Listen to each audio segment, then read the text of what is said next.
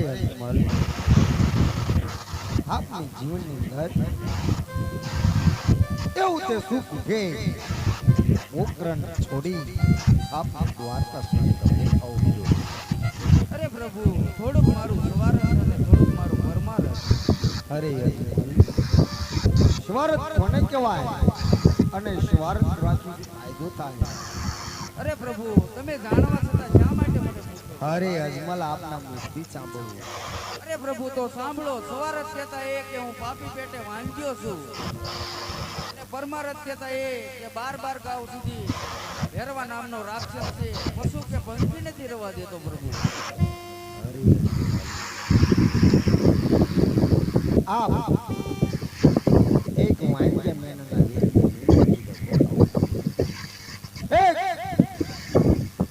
પુત્રની પ્રાપ્તિ માટે અહીં સુધી ધક્કો ખાધો હોય, અમર લાલીનું આપને પુષ્પ આપું છું. આપના વાંજ્યમેનું દૂધ થશે, મારું વચન છે. આજે અમારે ડાલીનું એક પુષ્પ આપું છું. અમારા ડાલીનું એક પુષ્પ આપું છું. એને દરજો પિરામદેવ ગુના મારે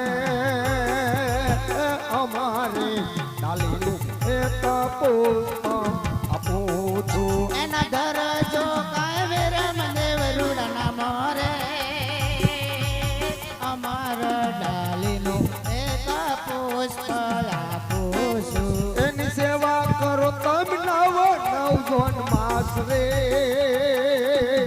અમારે ડાલીનું એક પુષ્પ આપું છું. એની સેવા કરજો નવ માસ રે અમારા ડાલીનું એક પુષ્પ આપું છું. અજમલ પેલું પુષ્પ આપું છું. 9 માસ 11 દિવસ પુષ્પની સેવા કરો. માં મિંડળ દને પેટો તાર ધરણ થશે, આપના વાંજ્ય મેણા દૂર થશે.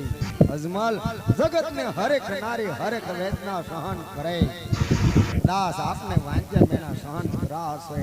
એ માં મિંડળ દેવે વાંજ્ય મેણું કેમ સહન કરવું છે? 9 માસ 11 દિવસ સેવા કરો. માં મિંડળ દને પેટો તાર ધરણ થશે, આપના વાંજ્ય મેણા દૂર થશે.